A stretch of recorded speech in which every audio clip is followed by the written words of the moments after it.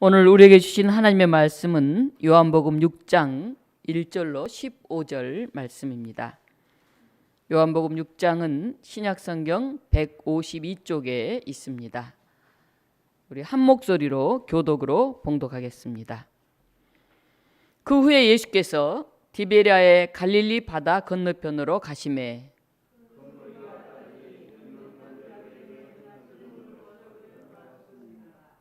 예수께서 산에 오르사 제자들과 함께 거기 앉으시니 예수께서 눈을 들어 큰 무리가 자기에게로 오는 것을 보시고 빌립에게 이르시되 우리가 어디서 떡을 사서 이 사람들을 먹이겠느냐 하시니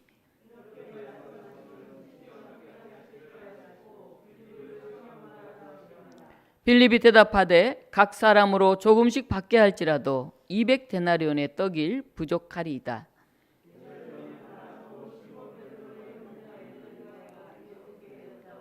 여기 한 아이가 있어 보리떡 5개와 물고기 2마리를 가지고 있나이다. 그러나 그것이 이 많은 사람에게 얼마나 되겠사옵나이까.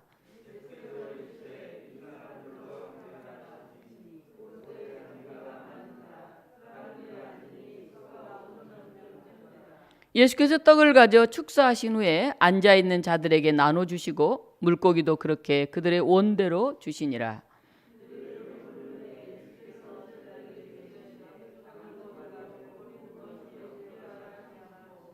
이에 거두니 보리떡 5개로 먹고 남은 조각이 12바구니에 찼더라.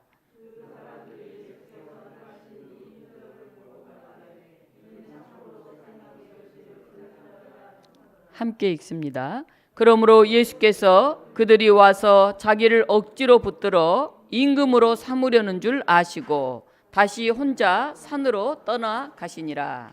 아멘. 7월 마지막 주일입니다. 중복이 지나고 한참 무더위로 휴가철인 그런 주간입니다. 이번 주도 돌아보니까 참 많은 일들이 있었습니다. 지난 목요일 제가 광주노에서 하는 선교정책협의회에 다녀왔습니다. 마을 목회에 대해서 발제를 하고 질의응답을 받았습니다. 광주노에는 66개의 교회가 있습니다. 그런데 광주노회가 특이한 점이 하나 있는데 교회 재정의 10분의 1을 시찰해 내는 굉장히 모범적인 곳입니다. 우리 교회가 예를 들면 1억이다 1년에. 그러면 1,000만 원을 시찰해 내는 거예요. 그러면 10억이다 그러면 1억을 내는 거예요. 시찰에. 어마어마하게 냈잖아요. 그럼 시찰에서 그걸 모아가지고 시찰 안에 있는 어려운 교우들을 돕고 이제 일정 부분은 노회로 또 내는 것이죠. 그러니까 저희 서울노회 같은 경우는 노회로 바로 저희는 내거든요. 노회비를. 근데 광주노회는 시찰회로 내는데 시찰회는 조금 더 작아요. 노회보다는. 여기 종로 시찰, 뭐 용산 시찰 이런 게 모여서 이제 서울 노회가 되는 거죠. 시골 교회 지붕도 고쳐주고 때로는 작은 교회 봉고차도 사주고 시찰회에서 네, 또 해외여행 거의 가기 힘들잖아요. 목회자들 뭐 다 시간도 없고 돈도 없고 뭐 어려운데 그런 작은 교회 목회자들 그 돈을 많이 시찰에 비해서 거의 대주면서 함께 여행을 다녀오기도 하고 또 미자립 교회 목회자 사례비로 월 30에서 40 정도를 매달 시찰해서 지원을 합니다. 그리고 그 노회에서는 또 올라온 돈을 다 모아서 1년에 4, 5천 정도의 이제 또 노회에서 하는 선교 사업이 있습니다. 그래서 굉장히 모범적인 그런 노회다 하는 것을 우리가 보았습니다. 구약에서 보면 10분의 1은 교회와 교역자들과 운영을 위해서 하나님께 11조로 드리고 3년에 한 번씩 또 10분의 1을 헌금해서 그것은 가난한 사람들을 돕는데 그렇게 사용하도록 되어 있습니다. 광주노회도 가보면 66개 교회 중에 한 50%, 60% 이상이 다 작은 교회예요. 50명 50명만 돼도 그나마 괜찮죠. 한 20여 명 이렇게 되는 아주 작은 미자립 교회들입니다. 제가 66개 교회 쭉 살펴보니까 부교역자가 있는 교회는 10개 교회밖에 안 돼요.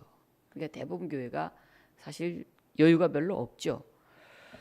오늘 우리가 한국교회 하면 목회자들은 배가 이렇게 나오고 차 좋은 거 타고 아주 좋은 목사님 목양실에 앉아가지고 잘 산다고 사람들이 생각하는데 굉장한 착각입니다. 그런 교회는 몇 개 안 돼요. 대부분 목회자들이 작은 교회를 섬기면서 참 어렵고 가난하게 살고 있어요. 그래서 목회자들이 제일 가난하다 뭐 그런 얘기가 나올 정도로 한국 교회 60~70% 교회가 참 어렵습니다. 겨우 한 10% 정도만 그렇게 우리가 생각하는 좀 그런 그나마 안정적인 교회, 조금 많이 말하면 30% 교회 정도만 좀 낫지 나머지 한 70%는 다 작은 교회. 그중에 50% 미만은 거의 최저 생계비에 미치지 못하는 수준의 뭐 동사무소에 사실은 사례 지원비를 받아야 될 정도의 삶을 살고 있어요. 근데 이 큰 교회가 과잉 대표가 돼가지고 뭐 목회자 하면은 다 잘 사는 사람들로 그렇게 착각을 하고 있죠. 제가 이렇게 조그마한 교회 마을 목회를 하고 있는데 광주에서 저를 오라고 해서 제가 마을 목회 잘하는 교회가 얼마나 많은데 우리 독립교회 같이 조그마한 교회 목회자를 부르냐고 그 동네에 있는 목회 잘하는 교회를 부르라고 그랬더니 그래도 작은 교회 목회자가 그 교인도 얼마 안 되고 재정도 어려운데 어떻게 그런 일을 하고 있는지 그걸 우리가 듣고 싶은 거지 돈 많아서 하고 있는 거 그걸 듣고 싶은 게 아니다. 그러니까 꼭 목사님이 와주시라. 그래서 제가 다녀왔습니다. 사실 우리 서울에 있는 몇몇 교회들을 봐도 마을 목회를 잘하는 교회들이 많아요. 교회 안에서 작은 도서관을 세워서 굉장히 마을 어린이들이 와서 거기에서 책도 읽고 또 이렇게 책 읽는 법도 알려주고 하는 그런 것도 많습니다. 또 보니까 어떤 교회는 예배당을 새로 지었는데 큰 예배당에 의자를 다 이렇게 이동식으로 했어요. 이동식으로. 요새 장의자 놓잖아요. 우리 교회만 해도 이거 움직일 수는 있지만 상당히 무겁죠. 근데 마치 체육관처럼 지었어요. 예배당을. 그래서 주일날은 의자를 놓고 예배드리는데 평일날은 의자를 쫙 빼요. 그럼 어떻게 됩니까? 체육관이 되는 거예요. 그래서 교인들이 아니라 외부에서 와서 배드민턴을 치고 그 예배당 안에서 운동을 하는 거예요. 평일날. 주일날만 예배드리니까 그 큰 예배당을 비워놓을 필요가 없다. 목사님 이렇게 생각하신 거죠. 아마 요즘 그렇게 하자면 어떤 교회는 아이고 하나님께 예배드리는 교회가 경건하고 와서 기도하고 해야지 배드민턴이나 치고 운동장 만들면 되겠습니까? 안 됩니다. 이렇게 반대할 분들도 많을 거예요. 그리고 이제 그 저녁에는 특히 토요일 같을 때는 음악회를 많이 열어요. 그 굉장히 넓으니까 거기서 의자를 쫙 배치해 놓고 이제 음악회를 엽니다. 그 목사님이 보니까 무슨 성대 건축학과를 나왔던 것 같아요. 그래서 건축에 대한 관심이 더 많았던 것 같은데 그 큰 교회 예배당을 평일 내내 비워두면 어떻게 하냐는 거예요. 주일만 예배드리고. 그렇잖아요. 딱 한 번 쓰잖아요. 보통 주일 한 번. 오후 예배도 뭐 중예배실에 드리고 새벽기도도 뭐 중예배실 드리지. 그 큰 교회 예배당 딱 일주일에 한 번 쓰는데 너무 그 낭비고 소모라는 거죠. 하나님께 영광 돌리는 게 눈 감고 예배 드리는 것만 영광 돌리는 거냐. 주민들이 와서 배드민턴 치면서 누구를 찬양하겠냐. 와 이거 대단한데 자기들만 그렇게 지내는 교회 아닌데 주민들에게 예배당을 배드민턴장으로 개방을 하다니 야 이 교회 하나님은 대단하신 분인데 아마 그렇게 생각하지 않겠어요? 거룩의 개념이 달라져야 돼요. 눈 감고 조용히 있다고 거룩이 아닙니다. 아픔 속에 동참하고 약자의 인권을 보호하고 생명 있는 것들을 소중하게 여기고 자원을 아껴 쓰고 사람들의 삶을 행복하게 만들어갈 때 거기에 하나님의 거룩이 나타나는 거죠. 그때 우리가 하나님의 형상을 회복하게 되고 풍성한 생명을 누리는 거예요. 저는 우리 교인들이 교회 와서 좀 이렇게 행복했으면 좋겠어요. 근데 좀 고민이 이 밥한이라고 행복하지 않아. 제가 오늘 삼계탕을 내겠다고 날도 덥고 5째 주 밥할 사람도 마땅치 않아서 처음에는 이렇게 완제품을 사서 그냥 끓이기만 하려고 그랬는데 어떻게 이제 닭을 사서 뭐 하다 보니까 이게 수고가 너무 많이 들어가는 거예요. 그러니까 아이고 후회했어요.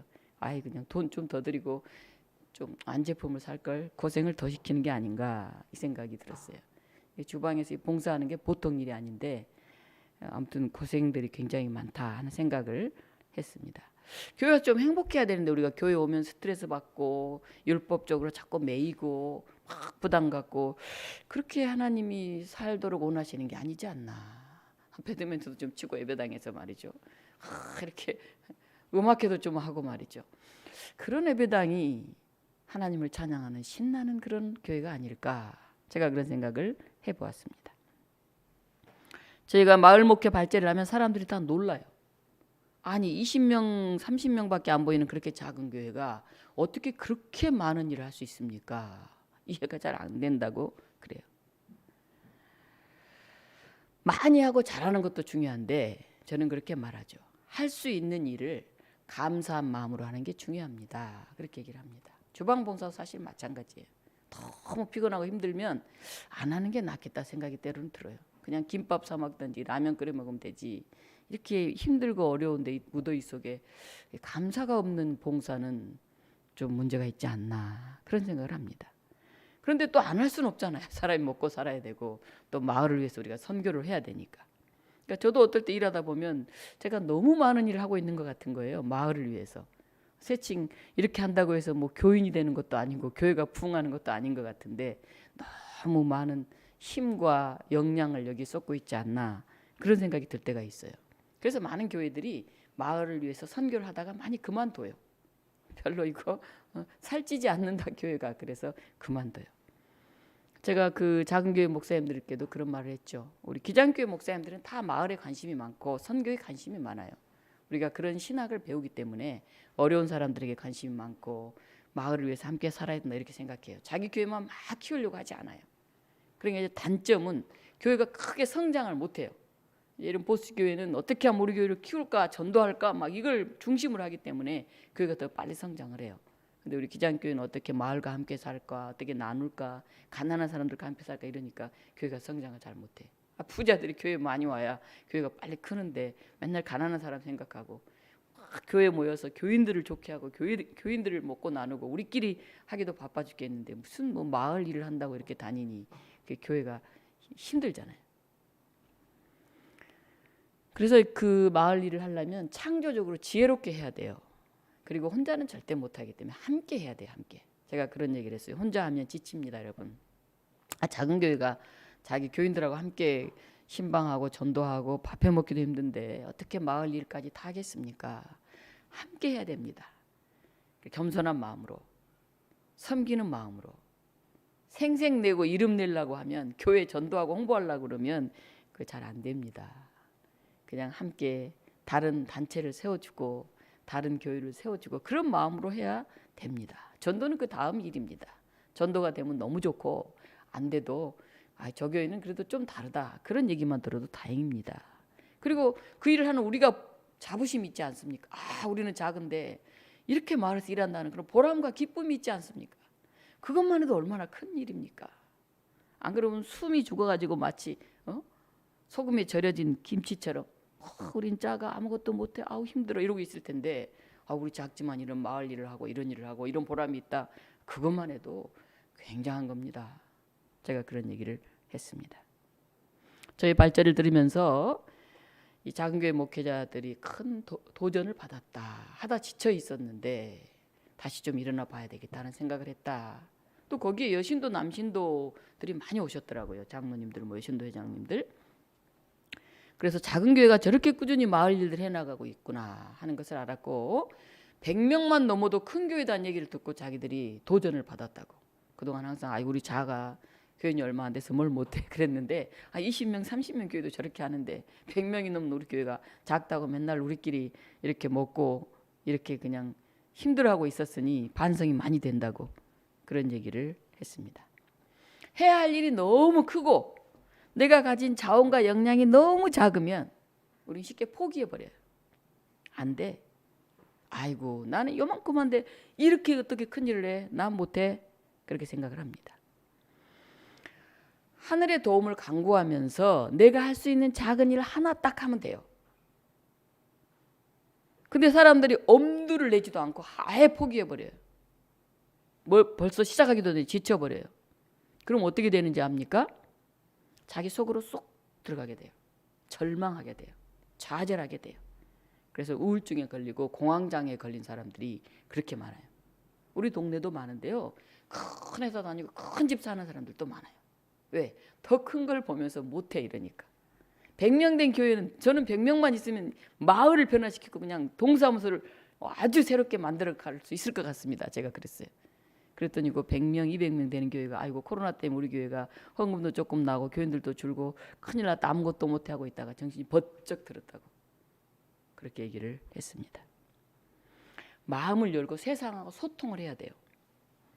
그래도 할 수 있다. 그래도 해야 한다. 그런 자신감을 가지고 노력을 해야 돼요. 이것이 우리 삶에 있어서 가장 중요한 그런 일이에요. 오늘 본문은 우리가 잘 알고 있는 오병이어의 기적 이야기예요. 요한복음은 다른 복음서에 비해서 예수님의 기적은 별로 많이 기록하지 않았어요. 딱 7개만 기록했어요. 예수님의 기적. 오늘 오병이어의 기적이 그 중에 하나인데 요한복음에 기록된 이 오병이어의 기적만 유일하게 마태, 마가, 누가, 요한 4개 복음서에 다 나와 있어요. 먹는 문제, 밥의 문제는 그때나 지금이나 우리 삶에서 빠뜨릴 수 없는 너무너무 소중한 문제인 것이죠. 오늘 1장 1절에 이렇게 시작합니다. 그 후에 예수께서 디베랴 갈릴리 바다 건너편으로 가시매 이렇게 시작돼요. 예수님의 주요 활동 무대는 갈릴리 바다 그리고 그 주변이었죠. 갈릴리 바다는 길이가 22km, 넓이가 10km, 해발 200km에 있는 비교적 높은 데에 있는 곳이에요. 엄밀히 말하면 바다가 아니라 호수예요. 호수. 꽤 큰 호수.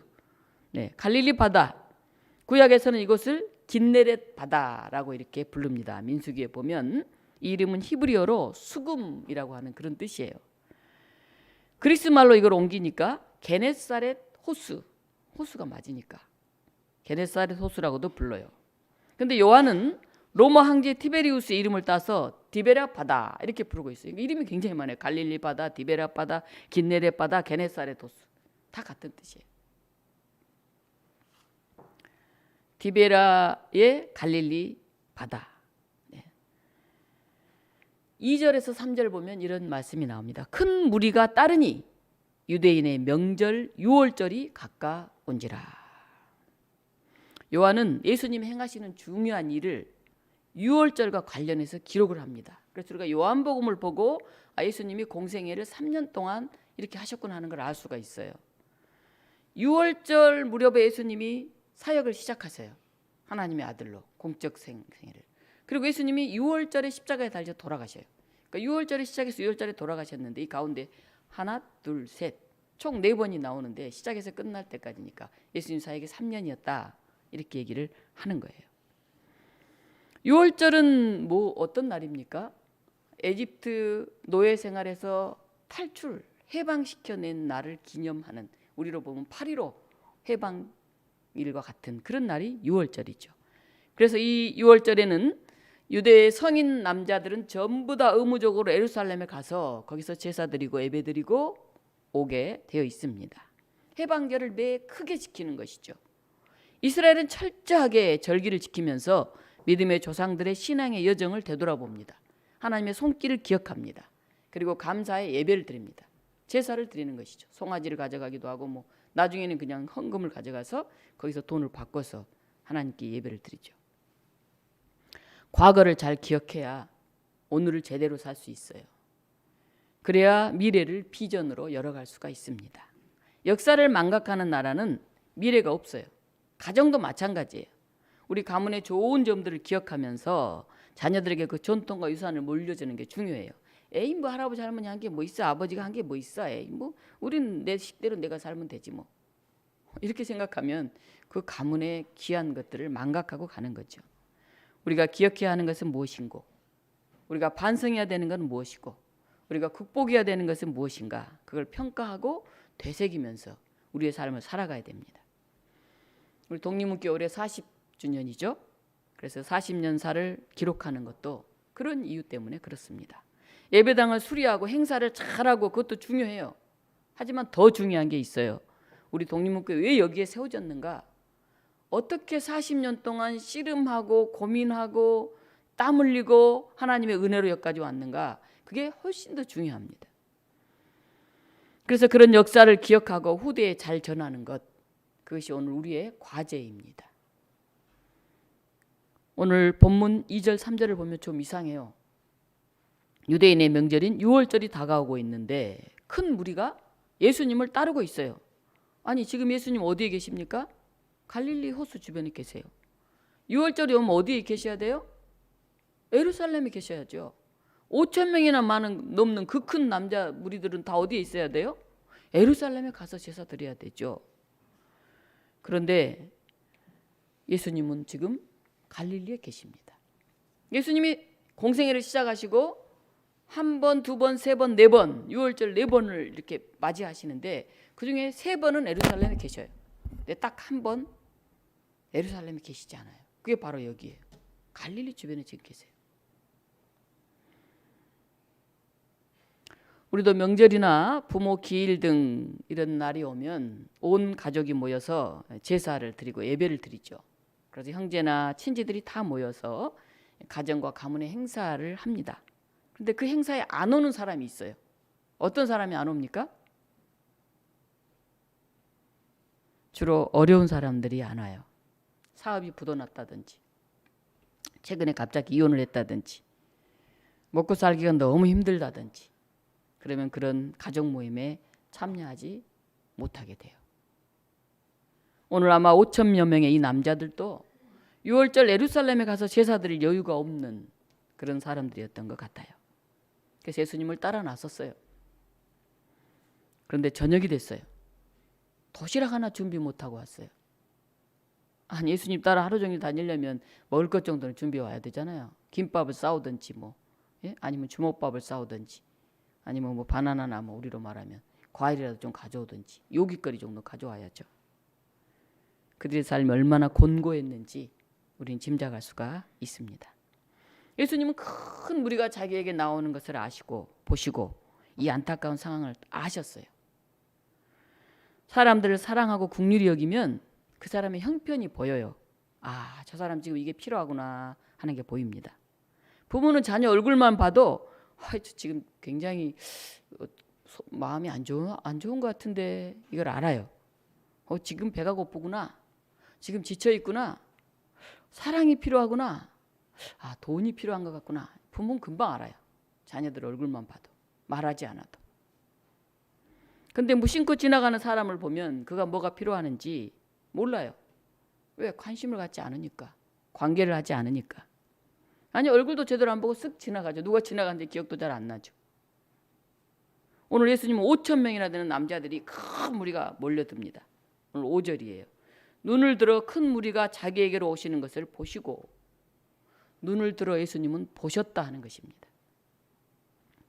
눈을 들어 보아야 보이는 게 있어요. 우리 독립문 교우들은 눈을 들어서 옆 사람을 좀 볼 수 있었으면 좋겠어요. 주 안에 산 형제 자매 된 우리 교우 한 사람 한 사람을 눈을 들어서 좀 보셨으면 좋겠어요. 아, 저분이 누구의 언니구나. 아, 저분이 어디 사시는 분이구나. 아, 저분의 가족 중에 누가 아프시구나. 아, 저분은 연세가 어떻게 되시는구나. 아, 저분은 어디 출신이시구나. 저분은 이름이 누구시구나. 저분의 기도 제목은 뭐구나. 그걸 여러분들이 좀 아셨으면 좋겠어요. 눈을 들어 보셨으면 좋겠습니다. 예수님은 제자 빌립에게 말해요. 우리가 어디서 떡을 사서 이 사람들을 먹이겠느냐. 예수님 몰라서 물어보시는 게 아니에요. 오늘 성경에 보면 이렇게 말씀하심은 빌립을 시험하고자 하심이라. 제자 빌립을 테스트하기 위해서 예수님이 질문을 던지셔요. 빌립의 신앙을 측정해 보려고 하는 것이죠. 때로 우리는 우리 자녀들에게도 다 알면서 어떻게 하나 하고 질문할 때가 있어요. 또는 우리가 뭐 교회를 하다가도 부서원 중에 누가 이 일을 해서 어떻게 나서는지 알아보려고 질문할 때가 있어요. 그러면 사람들의 반응이 다양해요. 어떤 사람은 못 들은 척해요. 분명히 들었을 텐데 못 들은 척해. 그리고 아마 이렇게 생각하는 것 같아요. 왜 지금 저 말을 하지? 나한테 하란 말인가? 나 힘들어 죽겠는데 참 나도 부담스러운데 이렇게 생각하는 것 같아요. 또 어떤 사람은 계산을 해요. 목사님 이것저것 그렇게 하려면요 1,000만 원이 필요해요. 이렇게 말을 해요. 그리고 그걸 하려면 이렇게 해야 돼요 하고 방법론을 얘기를 해요.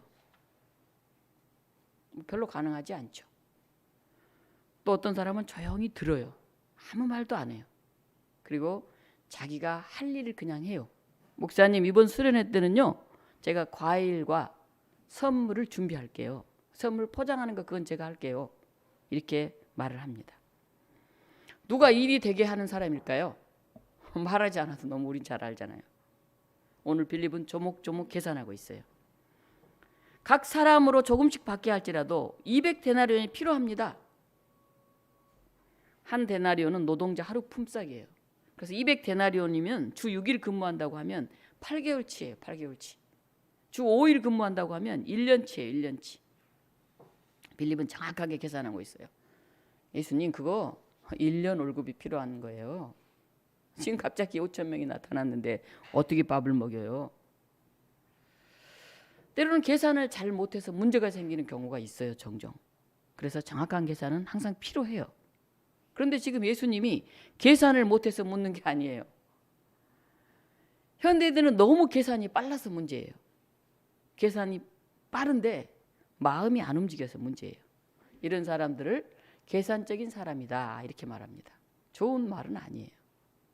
판단만 하고 계산만 하고 머리 팍팍팍 굴리고 있다 그런 말이죠.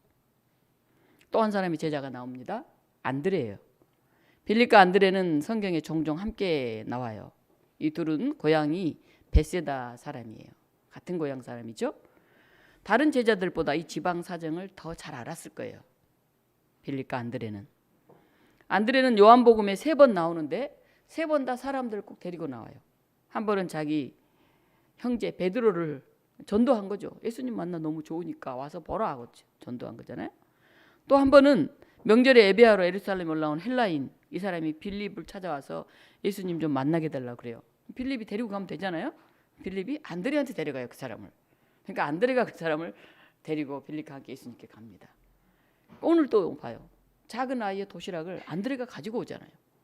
그래서 안드레는 자기가 보고 좋은 게 있으면 다른 사람을 데려가고 사람들이 어려운 일이 있으면 나서서 해결하려고 하는 그런 모습을 우리가 볼 수가 있어요. 빌립은 현실만 보고 아우 도저히 안 되겠어. 1년치 월급이 필요한데 이렇게 판단하고 있는데 안드레는 가능한 방법이 무엇인지 빨리 찾아요. 안드레는 자기에게도 돈이 없는 걸 너무 잘 알죠.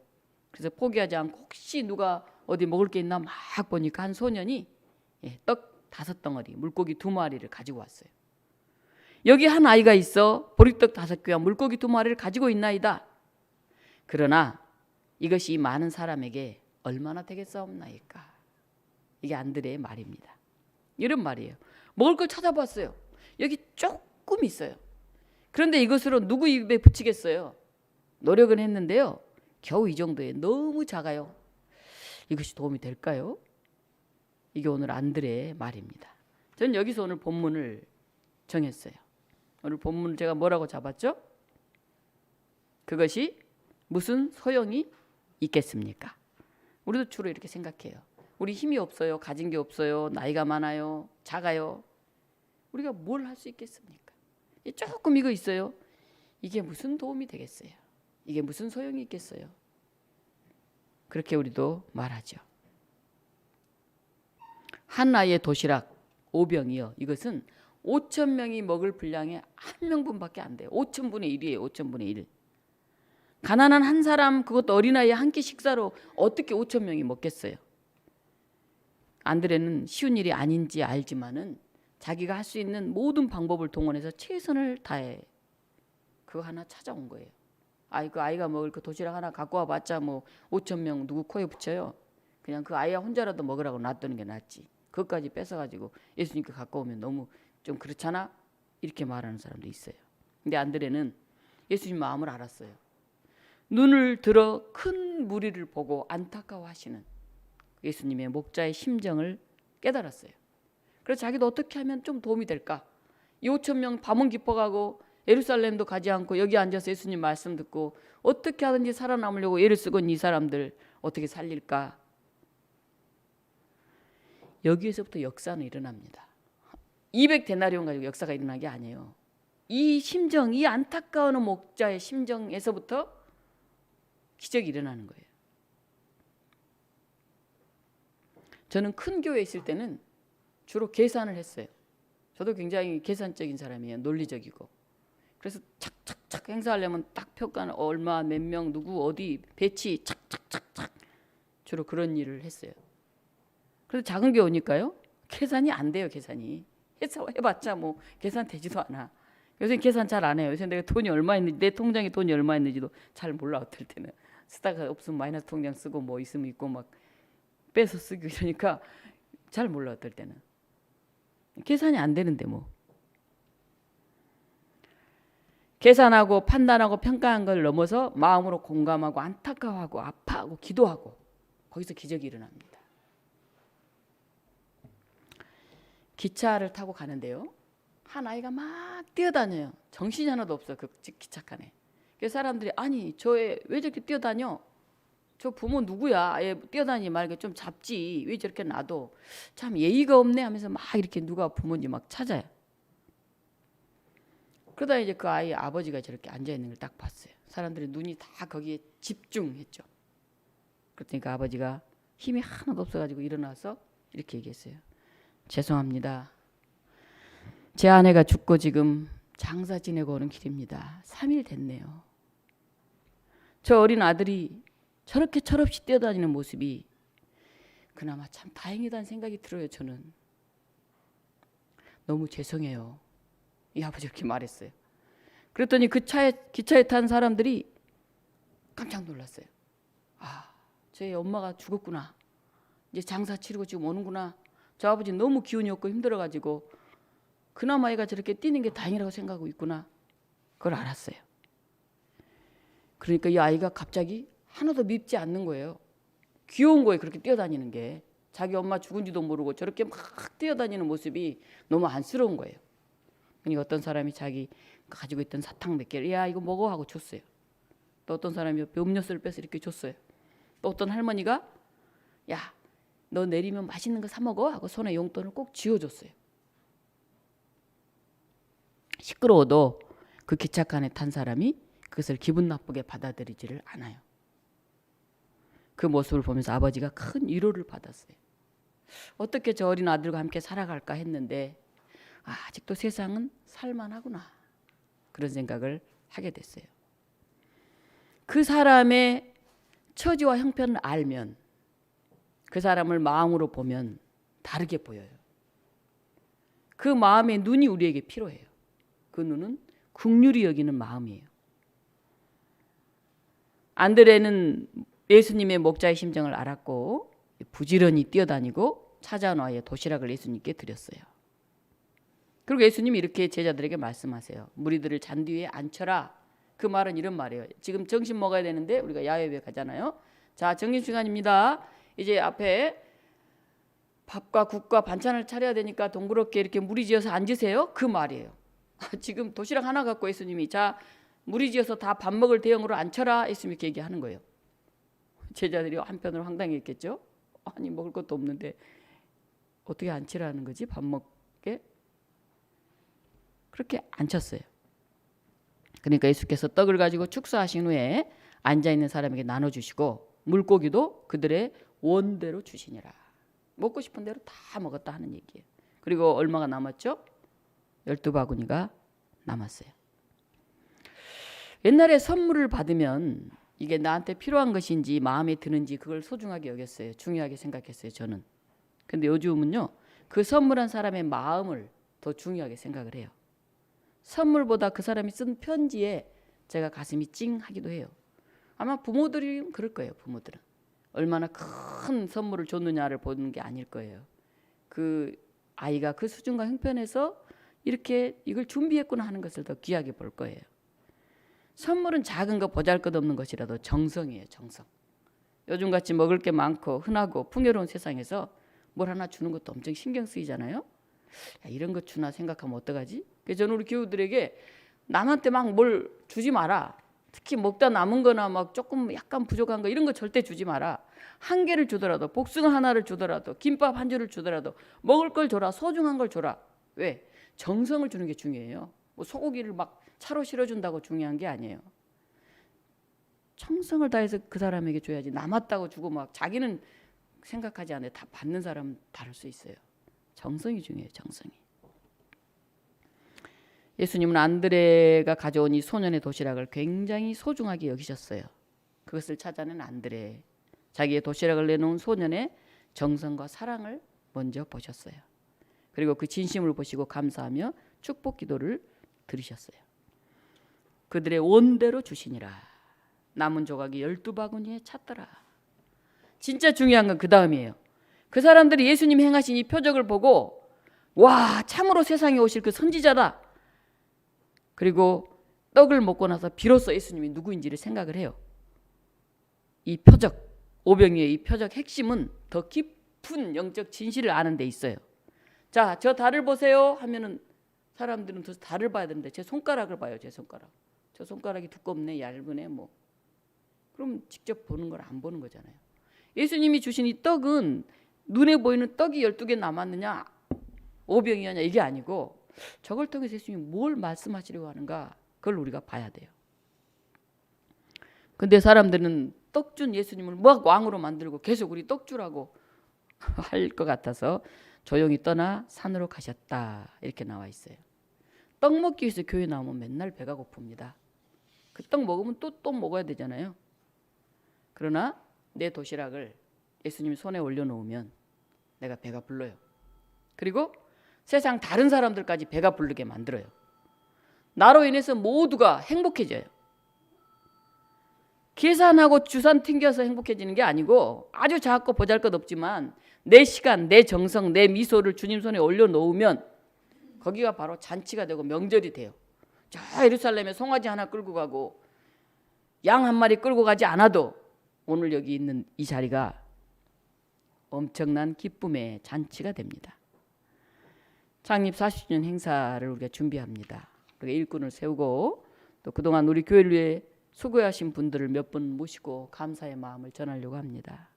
또 지난 40년의 우리의 역사를 돌아보려고 합니다. 여러분 함께 기도하고 준비해 갔으면 좋겠습니다. 이 작은 게 무슨 소용이 있겠습니까? 아니, 그것은 매우 소중하고 귀하다. 그 작은 정성이 있기에 5,000명이 먹고 12방주리가 남는 그 기적이 일어난다. 오늘 그 기적을 일으키는 우리 독립문 교우들이 되시기를 주님의 이름으로 축원합니다. 하나님, 우리의 봉사가 감사가 있는 봉사가 되게 하여 주시옵소서. 우리의 헌신이 사람들에게 기쁨을 주는 헌신이 되게 하여 주시옵소서. 때로 지치고 힘들 때 우리가 조용히 쉴 수도 있게 하여 주시옵소서. 우리가 교회 와서 신앙생활 하는 것이 우리에게 기쁨이 되게 하시고 감사가 되게 하시고 나로 인해 또 다른 사람을 미소 짓게 만드는 그런 삶이 되게 하여 주시옵소서.